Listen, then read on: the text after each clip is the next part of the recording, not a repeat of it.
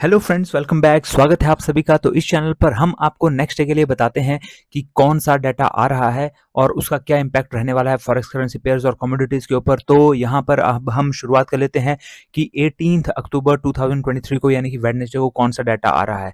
और दोस्तों, वेडनेसडे को बहुत ही ज़्यादा ज़बरदस्त डाटा आ रहा है जो कि बहुत सारी चीज़ों के ऊपर यहाँ पर इम्पैक्ट डालने वाला है और मेनली क्रूड ऑयल के ऊपर तो बहुत ही ज़्यादा इम्पैक्ट पड़ने वाला है। तो दोस्तों, वीडियो में एंड तक बने रहिए। तो चलिए यहाँ पर शुरुआत कर लेते हैं। सबसे पहले जो डाटा यहाँ पर हमें देखने को मिल रहा है वो है यहाँ पर 2 AM पर, और आप जान ही गए होंगे कि कौन सा डाटा आना है। 2 AM पर आना है API का वीकली क्रूड ऑयल स्टॉक का डाटा। तो यहाँ पर ये जो डाटा है वो पिछली बार था 12, यहाँ पर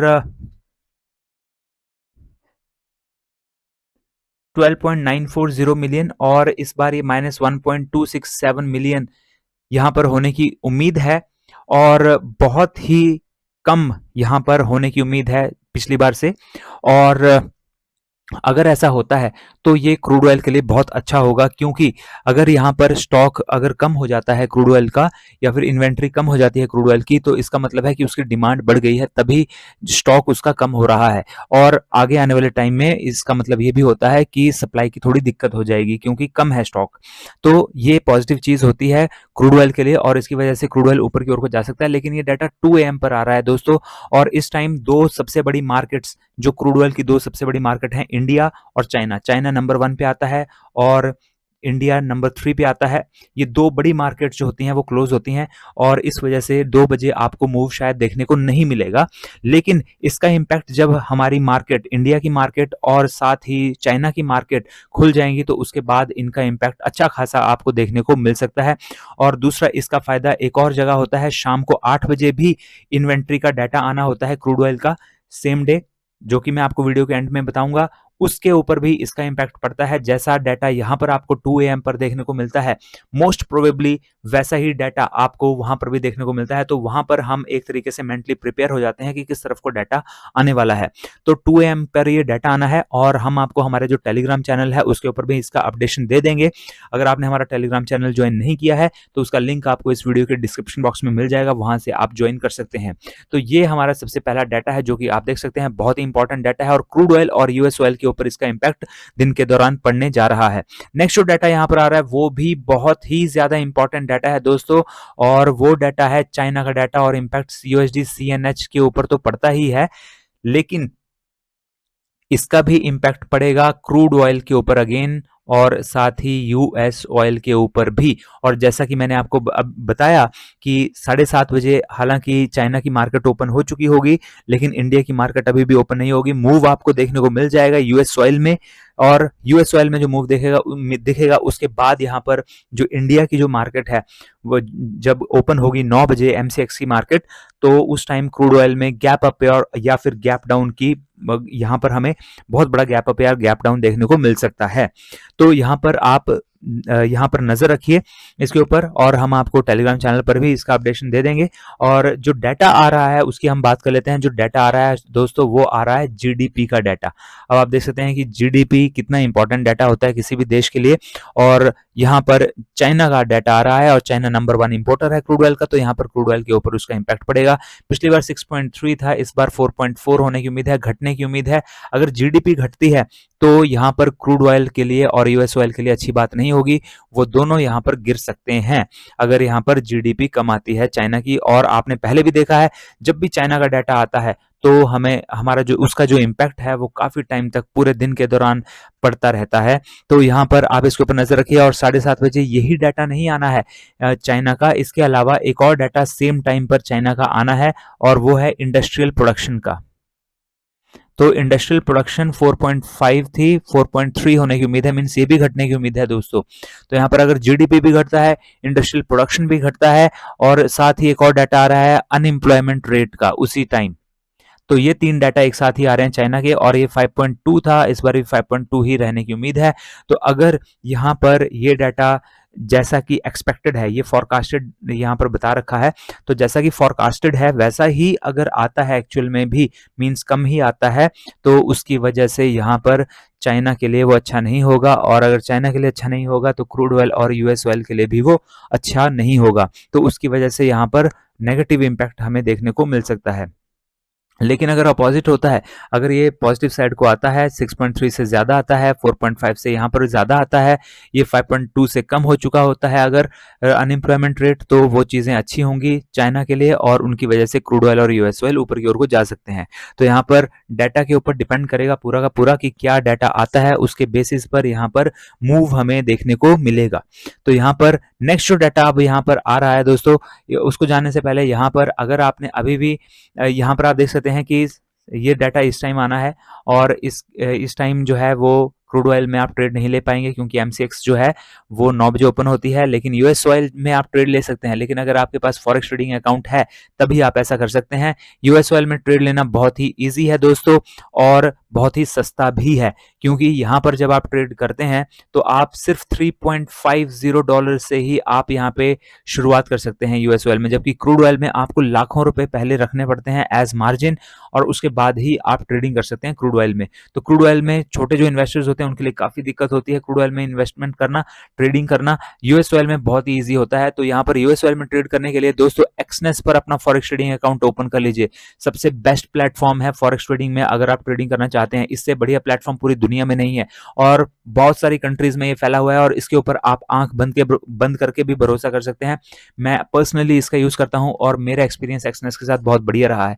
और दोस्तों यहाँ पर जब आप विड्रॉ करते हैं, विड्रॉ की रिक्वेस्ट डालते हैं, कई बार तो ऐसा होता है कि विद इन 10 मिनट्स आपके रिक्वेस्ट के बाद पैसा आ जाता है, घंटे 2 घंटे तो दूर की बात है।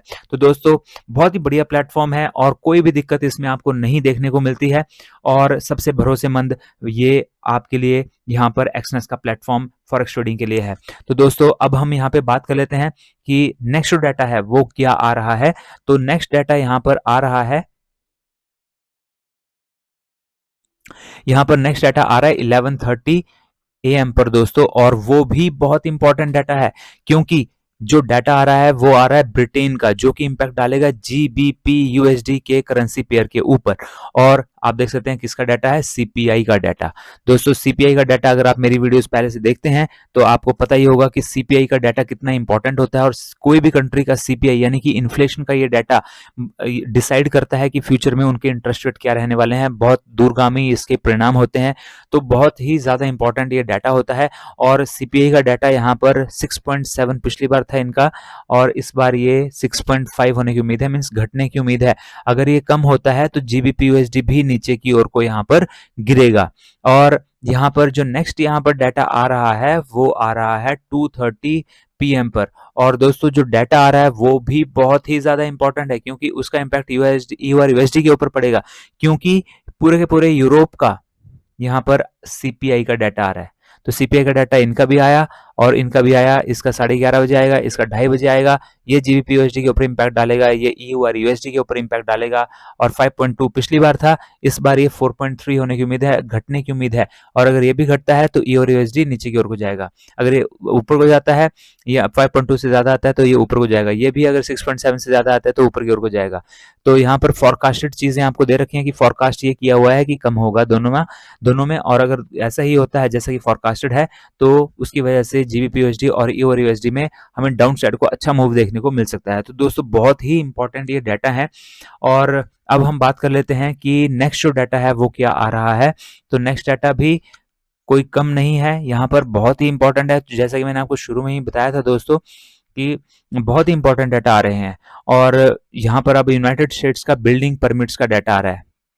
और आपने अगर पहले भी अगर बिल्डिंग परमिट्स के डाटा को नोटिस किया होगा तो बहुत अच्छा मूव यहाँ पर आता है। 1.541 मिलियन से 1.455 मिलियन होने की उम्मीद है, घटने की उम्मीद है। और इसका इम्पैक्ट पड़ेगा डीएक्सवाई के ऊपर। डीएक्सवाई इसकी वजह से नीचे को गिर सकता है अगर ये कम होता है, लेकिन अगर ये ज्यादा आएगा तो डीएक्सवाई ऊपर की ओर जाएगा। और डीएक्सवाई में जैसा कि मैं आपको बता चुका हूँ कि डीएक्सवाई में स्प्रेड थोड़ा सा ज्यादा है, तो आप ईयू और यूएसडी में ट्रेड ले सकते हैं। बिल्कुल अपोजिट चलता है डीएक्सवाई के। अगर डीएक्सवाई नीचे को गिरेगा तो ईयू और यूएसडी ऊपर को जाएगा, अगर डीएक्सवाई ऊपर को जाएगा तो ईयू EUR/USD नीचे को जाएगा। एक तरह से इन्वर्सली प्रोपोर्शनल है ये दोनों एक दूसरे के, मतलब कि एक अगर एक ऊपर को जाएगा तो दूसरा उल्टी साइड को ही जाएगा। तो यहाँ पर आप EUR/USD में थोड़ा स्प्रेड कम है, उसकी वजह से आप EUR/USD में ट्रेड ले सकते हैं। तो दोस्तों यहाँ पर चाहे आप DXY में ट्रेड लीजिए, EUR/USD में ट्रेड लीजिए, यहाँ पर आपको अच्छा मूव देखने को मिल सकता है दोनों में ही। तो 6 बजे ये डाटा आना है दोस्तों, और 6 बजे के बाद नेक्स्ट जो डाटा आ रहा है वो भी वेरी वेरी इंपॉर्टेंट डाटा है दोस्तों, और वो है 8 PM पर। 8 PM पर जो डाटा आ रहा है वो आ रहा है क्रूड ऑयल की इन्वेंट्री का। जैसा कि मैंने आपको शुरू में बताया कि 2 बजे 2 AM पर जो डाटा आएगा वो क्रूड ऑयल के स्टॉक का डाटा आएगा, और जैसा उस टाइम डाटा आता है, अगर बढ़ा हुआ आता है तो यहाँ पर ये क्रूड ऑयल इन्वेंट्री भी बढ़ी हुई आती है, अगर वहां पर कम आता है तो यहाँ पर क्रूड ऑयल इन्वेंट्री भी घटी हुई ही आती है। तो हम पहले ही तैयार हो जाते हैं इसके लिए, और ये एक अच्छी चीज उस चीज की हो जाती है हमारे लिए। 1.541 मिलियन यहाँ पर पिछली बार, आई एम सॉरी,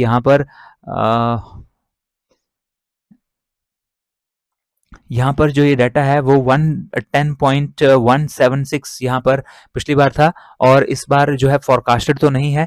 तो यहाँ पर आपको जो डाटा होगा वो हम आपको टेलीग्राम चैनल पर उस टाइम अपडेशन दे देंगे इसका। तो क्रूड ऑयल की इन्वेंट्री का डाटा आना है ये, और इसकी वजह से अगर यहाँ पर इन्वेंट्री कम आती है तो वो अच्छा होता है क्रूड ऑयल और US ऑयल के लिए, क्योंकि जैसे कि मैंने आपको शुरू में एक्सप्लेन किया कि वो इंडिकेट करता है कि इन्वेंट्री अगर कम हुई है तो वो डिमांड की वजह से ही हुई होगी, डिमांड बड़ी होगी इसलिए ही हुई होगी, और साथ ही अब अगर इन्वेंट्री ही कम हो गई है तो सप्लाई भी कम हो जाएगी आने वाले दिनों में। तो इस वजह से ये दोनों ही चीज़ें पॉजिटिव होती हैं क्रूड ऑयल के लिए, और यहाँ पर क्रूड ऑयल की इन्वेंट्री अगर कम होती है तो वो बढ़ाए तो यहाँ पर क्रूड ऑयल और US ऑयल को ऊपर की ओर को ले जाएगा, लेकिन अगर क्रूड ऑयल की इन्वेंट्री यहाँ पर बढ़ी हुई आती है तो वो चीज़ नेगेटिव हो जाएगी क्रूड ऑयल और US ऑयल के लिए। लेकिन यही डाटा नहीं आना दोस्तों, दो और डाटा आने हैं क्रूड ऑयल से ही रिलेटेड इसी टाइम। EIA का वीकली डिस्टिलेट स्टॉक्स, EIA का वीकली डिस्टिलेट्स स्टॉक्स का भी डाटा आना है, और एक और डाटा आना है गैसोलीन का, गैसोलीन इन्वेंट्री। ये डाटा आने हैं, ये 3 डाटा आने हैं दोस्तों। और यूजुअली क्या होता है कि कई बार ऐसा हो जाता है कि ये डाटा एक साइड को आता है और ये दोनों एक तरफ को आते हैं, और कई बार ऐसा भी हो जाता है कि तीनों ही अलग अलग साइड को आते हैं। तो कुछ भी हो सकता है, तीनों के ऊपर हमें नजर रखनी होती है, लेकिन अक्सर क्या देखा जाता है कि इम्पैक्ट इसका भी पड़ता है और इन दोनों का भी पड़ता है। एक बार इसका इम्पैक्ट पड़ेगा, एक बार इन दोनों का इम्पैक्ट पड़ेगा। हो सकता है कि पहले इसका इम्पैक्ट पड़ना शुरू हो जाए उसके बाद इनका इम्पैक्ट पड़े, या फिर हो सकता है पहले इसका इम्पैक्ट पड़ना शुरू हो जाए उसके बाद इसका इम्पैक्ट पड़े। तो पड़ता दोनों का ही है, लेकिन वो आगे पीछे हो सकता है, और तीनों के ही हम आपको अपडेशन दे देंगे कि क्या डाटा आए हैं तीनों के। अगर तीनों का डाटा एक ही साइड को आता है तो वो बेस्ट उस टाइम होता है। अगर क्रूड ऑयल की इन्वेंट्री भी घटी हुई आती है, EIA का डिस्टिलेट स्टॉक्स भी घटा हुआ ही आता है, और गैसोलीन की इन्वेंट्री भी घटी हुई आती है, तो वो सबसे बेस्ट डाटा हमारे लिए होता है। या फिर ऊपर की तरफ को भी क्रूड ऑयल इन्वेंट्री बढ़ी हुई आए और डिस्टिलेट स्टॉक्स भी बढ़ा हुआ आए और गैसोलीन की इन्वेंट्री भी बढ़ी हुई आए, वो भी डाटा बढ़िया होता है। मीन्स एक तरफ को आए तीनों डाटा तो बढ़िया होता है, लेकिन अगर ये अपोजिट आते हैं एक दूसरे के तो फिर उस केस में जो है हमें पहले थोड़ा सा वेट करना पड़ता है किसका यहाँ पर इम्पैक्ट पड़ेगा, और उसके अकॉर्डिंग हम यहाँ पे ट्रेड ले सकते हैं। तो यहाँ पर वीडियो को लाइक करना ना भूलें दोस्तों। सबसे बढ़िया चीज़ जो आप कर सकते हैं वो है नीचे जो थंब का बटन है उसे क्लिक कर दीजिए, और हमारे लिए वो सबसे बढ़िया होगा, क्योंकि हमारा जो मोटिवेशन है वो इंक्रीज होता है जब आप लाइक करते हैं वीडियो को। तो वीडियो को लाइक करना ना भूलें, और वीडियो को शेयर भी कर दीजिए, और साथ ही चैनल को भी सब्सक्राइब कर लीजिए। तो दोस्तों मिलते हैं अगले वीडियो में। Till then have a nice day, goodbye and stay safe.